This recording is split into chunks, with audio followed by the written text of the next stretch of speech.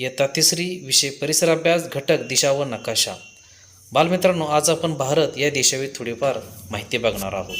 आपल्या देशाचं नाव भारत असे आहे. आपल्या भारत देशाची राजधानी ही दिल्ली आहे. आपल्या भारताची राष्ट्रभाषा ही हिंदी आहे.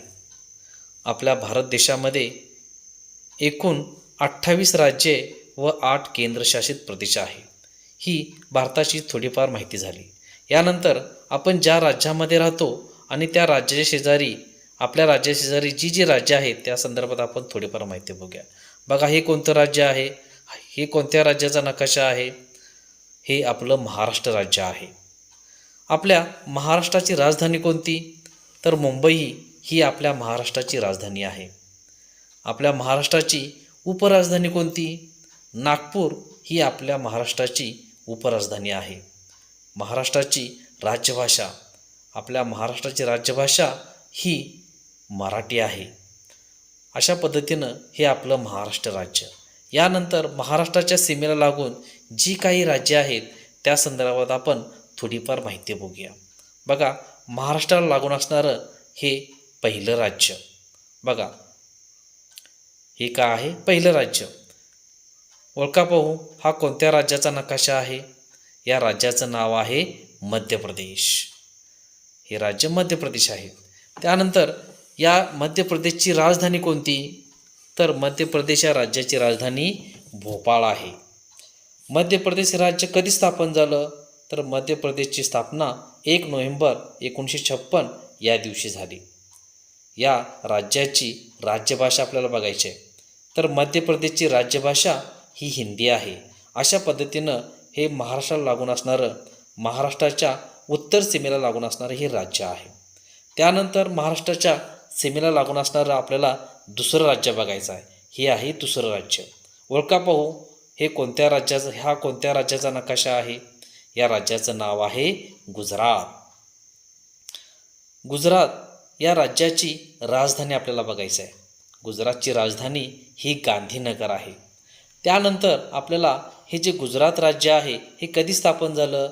तर गुजरात राज्याची स्थापना ही 1 मे 1960 या दिवशी झालेली आहे. गुजरात राज्याची राज्यभाषा कोणती आहे? तर गुजरातची राज्यभाषा ही गुजराती आहे. अशा पद्धतीनं हे महाराष्ट्राला लागून असणारं दुसरं राज्य आहे. त्यानंतर आपल्याला महाराष्ट्राच्या सीमेला लागून असणारं पुढचं राज्य बघायचं आहे. म्हणजेच महाराष्ट्राला लागून असणारं तिसरं राज्य बघायचं आहे. हे आहे तिसरं राज्य. ओळखा पाहू, हा कोणत्या राज्याचा नकाशा आहे? या राज्याचं नाव आहे छत्तीसगड. हा जो नकाशा आहे तो छत्तीसगड या राज्याचा आहे. या राज्याची आपल्याला राजधानी बघायची आहे. छत्तीसगडची राजधानी कोणती? तर रायपूर ही छत्तीसगडची राजधानी आहे. त्यानंतर हे जे राज्य आहे ते कधी स्थापन झालेले आहे? त्याची स्थापना कधी आहे? तर 1 नोव्हेंबर 2000 या दिवशी या राज्याची स्थापना झालेली आहे. छत्तीसगडची आपल्याला राज्यभाषा बघायची आहे. छत्तीसगडची राज्यभाषा ही हिंदी आहे. अशा पद्धतीनं हे महाराष्ट्राला लागून असणारं तिसरं राज्य आहे. त्यानंतर आपल्याला महाराष्ट्राला लागून असणारं पुढचं राज्य बघायचं आहे. म्हणजेच चौथं राज्य बघायचं आहे. आणि महाराष्ट्राला लागून असणारं हे चौथं राज्य. सांगा बघू, हा कोणत्या राज्याचा नकाशा आहे? या राज्याचं नाव कोणतं आहे? तर या राज्याचं नाव आहे तेलंगणा.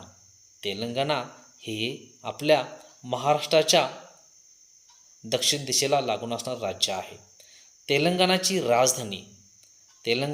या राज्याची राजधानी हैदराबाद अशी आहे. त्यानंतर तेलंगणा हे जे राज्य आहे या राज्याची स्थापना कधी झालेली आहे?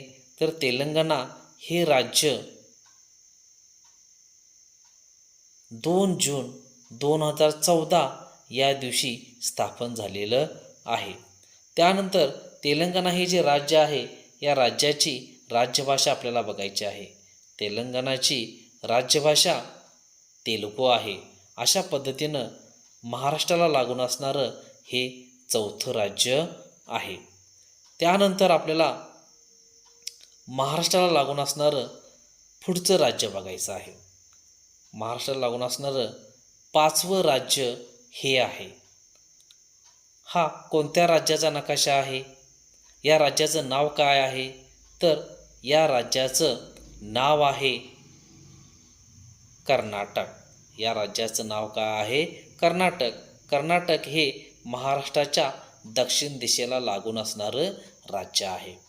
कर्नाटकची राजधानी, कर्नाटक या राज्याची राजधानी बेंगळुरू अशी आहे. त्यानंतर हे जे कर्नाटक राज्य आहे हे राज्य कधी स्थापन झालेलं आहे? तर कर्नाटक राज्याची स्थापना 1 नोव्हेंबर 1956 या दिवशी झालेली आहे. त्यानंतर आपल्याला बघायचं आहे कर्नाटक राज्याची राज्यभाषा. कर्नाटक राज्याची राज्यभाषा ही कन्नड आहे. अशा पद्धतीनं हे महाराष्ट्राला लागून असणारं 5वं राज्य आहे.